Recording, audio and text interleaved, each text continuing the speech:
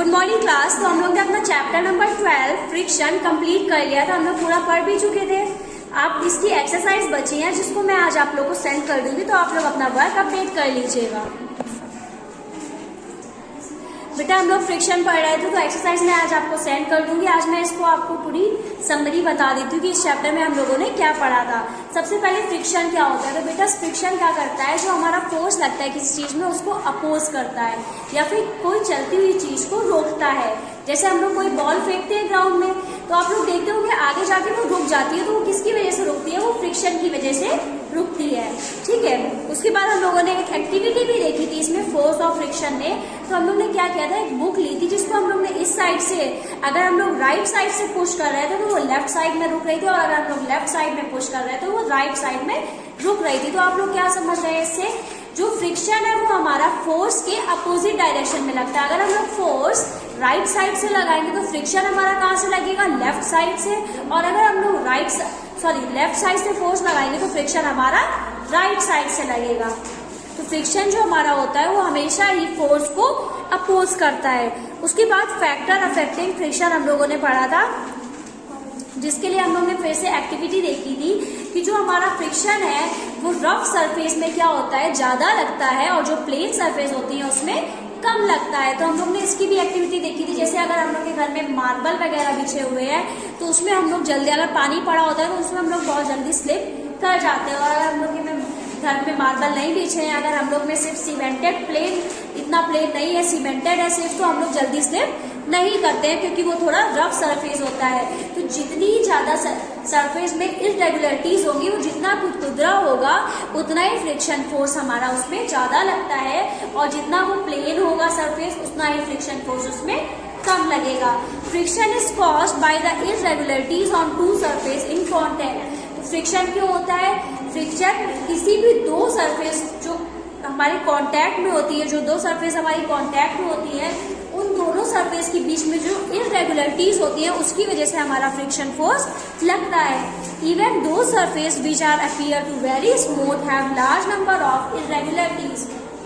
और ऐसी बहुत सारी सरफेस होती हैं जो हमें लगता है कि ये बिल्कुल स्मूथ है, उसमें भी बहुत सारी इरेगुलरिटीज होती है। जब तो हम लोग ने अपनी एक बुक जो हमारा 12.5 फिगर दिया गया था उसमें क्या है, टेबल के ऊपर बुक रखी है। अब दोनों चीज के बीच में हम लोग को लग रहा है कि कोई इरेगुलरिटीज नहीं है, लेकिन फिर भी उन दोनों के बीच में बहुत सारी इरेगुलरिटीज के फिगर नीचे आपको दिखाया गया है। उसके बाद बेटा हम लोगों ने एक एक्टिविटी करी थी। हम लोग ने देखा था we see that the friction is caused by the interlocking of irregularities in the two surface. जो फ्रिक्शन है वो इरेगुलरिटीज की वजह से लगता है, क्योंकि इरेगुलरिटीज क्या होती है, एक दूसरे में दोनों को इंटरलॉक कर लेती है। तो if it is obvious that the force of friction will increase if two surface are pressed harder. तो ये बहुत ऑब्वियस सी बात है। अगर जैसे हम लोग बुक रखी है टेबल में, उसको बहुत तेज से दबाएंगे तो फ्रिक्शन फोर्स क्या होगा, उसमें ज्यादा लगेगा, क्योंकि इरेगुलरिटीज वो बहुत और ज्यादा अपने एक दूसरे में चिपक जाएंगे, तो उसमें फ्रिक्शन फोर्स ज्यादा लगेगा। ठीक है। अगर हम लोग फोर्स बढ़ाएंगे तो फ्रिक्शन फोर्स उसमें ज्यादा लगेगा। यू कैन, अब हम लोग एक एक्सपीरियंस देखते हैं। You can experience by digging a mat when nobody is sitting on it and when somebody is sitting on it. एक हम लोग चटाई लें, उसमें अगर कोई नहीं बैठा है तो हम लोग उसको आराम से खींच सकते हैं, लेकिन अगर उसमें हम लोग 4-5 लोग बैठा दें, सब लोग उसको प्रेस कर रहे हैं चटाई को, तब तो हम लोग उसको आराम से नहीं खींच पाएंगे, क्योंकि उसमें फ्रिक्शन फोर्स वहां पे ज्यादा लगेगा, क्योंकि इरेगुलरिटीज वहां पे ज्यादा बढ़ गई है और उसमें फ्रिक्शन फोर्स फिर ज्यादा लगेगा। ठीक है। उसके बाद हम लोगों ने पढ़ा था फ्रिक्शन इज नेसेसरी और एबल। फ्रिक्शन क्या है, जरूरी भी है, लेकिन हम लोग के लिए कहीं कहीं खराब भी होता है। अब जैसे जरूरी क्यों है, अगर हम लोग को जैसे कील हम लोग काटते हैं इसमें, तो अगर हम लोग कील किसी चीज में लगा रहे हैं तो हम लोग को कील लगाने के लिए फ्रिक्शन फोर्स अगर नहीं होगा तो कील क्या होगी, वापस से गिर जाएगी। अगर कोई चीज वॉल में लगी हुई है वो इसीलिए लगी हुई है क्योंकि फ्रिक्शन फोर्स उसको अपने अंदर लिए हुए है, वहां पे फ्रिक्शन फोर्स अपना फोर्स लगा रहा है। हम लोग ने फोर्स लगा के कील को अंदर ठोका, तो जो बचाए हुए है कील, अगर फ्रिक्शन नहीं होगा तो कील क्या होगी, तुरंत गिर जाएगी। तो इसलिए ये नेसेसरी भी है, लेकिन कभी कभी खराब होता है, क्योंकि जो हमारे जैसे शूज है, शूज के अपोजिट डायरेक्शन में हम लोग ऐसे फोर्स लगा के चल रहे हैं, लेकिन अपोजिट डायरेक्शन में क्या लग रहा है, वहां पे फ्रिक्शन फोर्स लग रहा है, जिसकी वजह से आप लोग देखते होंगे जब हम लोग जूते बहुत ज्यादा पहन लेते हैं तो नीचे से लोग घिसने लगते हैं। तो वो किसकी वजह से होता है, फ्रिक्शन की वजह से होता है। तो यहाँ पे वो चीज खराब भी है, लेकिन कहीं कहीं फ्रिक्शन हम लोग के लिए बहुत जरूरी भी है।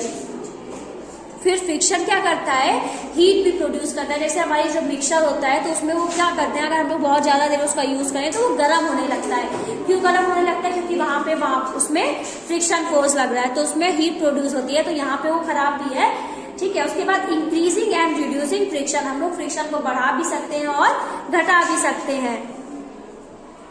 उसके बाद हम लोग को इसमें एग्जांपल्स दिए गए हैं, जैसे जो हमारे टायर होते हैं तो आप लोग देखते होंगे बिल्कुल प्लेन नहीं होते हैं, वो क्या होते हैं, इरेगुलर शेप में होते हैं, ऐसे ऐसे करके ढांचे टाइप उसमें बने होते हैं, जिसकी वजह से जो हमारे रोड में ग्रिप जो टायर की हो वो अच्छी हो। अगर प्लेन होंगे तो हम लोग की जो कार होगी वो बहुत जल्दी, या साइकिल बहुत जल्दी स्लिप कर जाएगी, इसलिए उनको प्लेन नहीं बनाए जाते हैं। और जब बहुत ज्यादा टायर चल जाता है वो धीरे धीरे क्या हो जाता है, प्लेन हो जाता है, तो हम लोग की साइकिल क्या होती है, बहुत ज्यादा स्मूथली चलने लगती है। और हम लोग को उसको रोकने में, जैसे हमारे शूज भी होते हैं, आप लोगों ने देखा होगा क्या होते हैं, बहुत ज्यादा जो हमारे स्पोर्ट्स शूज होते हैं वो कैसे होते हैं, उसमें अलग अलग तरह के शेप्स पीछे बने होते हैं, जिसकी वजह से हम लोग आराम से दौड़ पाते हैं, उसकी ग्रिप ज्यादा अच्छी होती है। और अगर उसी जगह वो प्लेन होगा तो हम लोग बहुत जल्दी स्लिप होके गिर जाएंगे।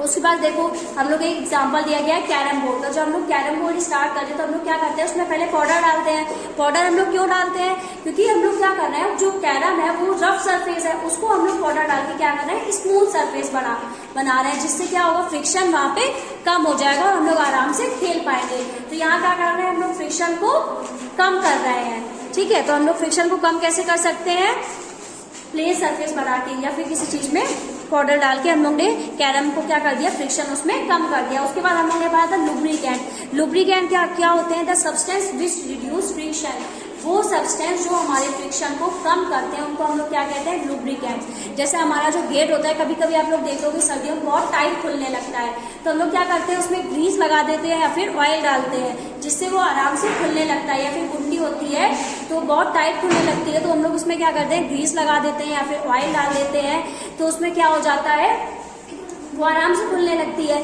जिसकी वजह से हम लोग यही सारी चीजों को जो चीज कोई भी जो सब्सटेंस होते हैं जिनसे फ्रिक्शन को हम लोग रिड्यूस करते हैं उनको हम लोग क्या बोलते हैं, लुब्रिकेंट्स। ठीक है, उसके बाद आता है बेटा हमारा व्हील रिड्यूस फ्रिक्शन।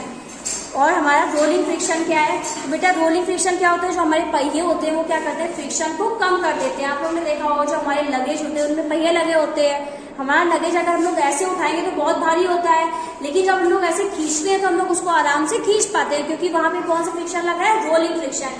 तो रोलिंग फ्रिक्शन क्या करता है, जो हमारा फोर्स लग रहा होता है उसमें उसको कम कर देता है। ठीक है, तो when body rolls over the surface of another body, the resistance to the motion is called rolling friction. जब कोई बॉडी दूसरे सरफेस पे रोल करती है तो वहां पे कौन सा फ्रिक्शन लगता है, रोलिंग फ्रिक्शन लगता है। ठीक है, रोलिंग रिड्यूस फ्रिक्शन, रोलिंग क्या करता है, फ्रिक्शन को कम कर देता है। It is always easier to roll than to slide a body, हमेशा ही स्लाइड मतलब किसी भारी चीज को खिसकाने में, या फिर उसमें पहिए लगे हैं, जैसे वॉशिंग मशीन में अब क्या है, पहिए लग के आने लगे हैं तो हम लोग आराम से उसको खिसका सकते हैं, लेकिन जब पहिए नहीं लगे थे तो हम लोग को उसको हाथ से धक्का देना पड़ता था। स्लाइड करने में से जो रोलिंग है वो ज्यादा इजी है। ठीक है, उसके बाद स्लाइडिंग फ्रिक्शन क्या होता है, since the rolling friction is smaller than the sliding friction, जो हमारा स्लाइडिंग फ्रिक्शन होता है। बेटा पहले हम लोग ने स्टैटिक फ्रिक्शन और स्लाइडिंग फ्रिक्शन मिस कर दिया, पहले हम लोग वो पढ़ लेते हैं। तो the force required to overcome the friction from the rest to its position, अगर कोई भी ऑब्जेक्ट रेस्ट में है फिर अगर हम लोग उसको मोशन में ला रहे हैं तब जो फोर्स ऑफ फ्रिक्शन लग रहा है वो हमारा क्या हो जाएगा, स्टैटिक फ्रिक्शन। कोई चीज अपनी जो मोशन में जो बिल्कुल स्टे एकदम एक जगह पे खड़ी है तब उसको अगर हम लोग धक्का लगा के उसको मोशन में ला रहे हैं तो वो क्या है, हमारा स्टैटिक फ्रिक्शन। और फिर अगर कोई चीज पहले से ही मोशन में है, जैसे कोई एक इंसान क्या कर रहा है, एक बड़ा भारी सा बक्सा है उसको खिसका के ला रहा है, फिर अगर आप उसमें धक्का लगा के आप भी उसको खिसकाने चले जा रहे हैं तो वो फ्रिक्शन क्या है, स्लाइडिंग फ्रिक्शन। अगर कोई चीज पहले से ही मोशन में है उसके बाद हम लोग उसको और मोशन में ला रहे हैं तो वो हो जाएगा हमारा स्लाइडिंग फ्रिक्शन। लेकिन अगर कोई चीज मोशन में बिल्कुल नहीं है, एकदम सीधे खड़ी है, तो वो हम लोग का क्या हो जाएगा, अगर तब हम लोग उसको मोशन में लाएंगे तो वो हो जाएगा हमारा स्टैटिक फ्रिक्शन।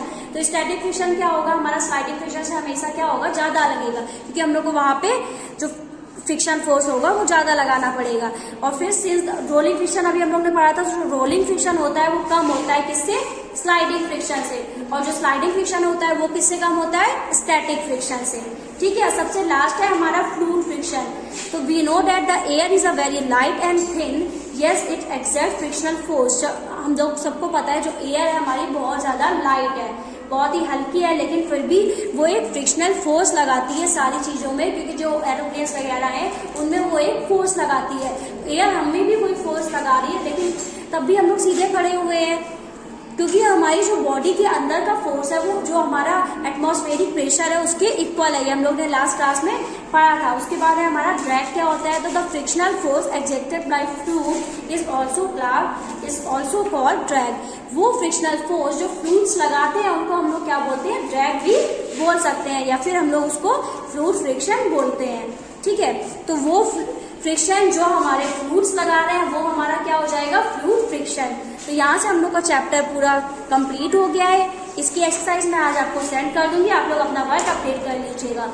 नेक्स्ट क्लास से हम लोग नया चैप्टर स्टार्ट करेंगे, साउंड है आपका चैप्टर, उसको हम लोग स्टार्ट करेंगे, फिर आपका जो FA2 का सिलेबस है वो पूरा कंप्लीट हो जाएगा। Thank you class.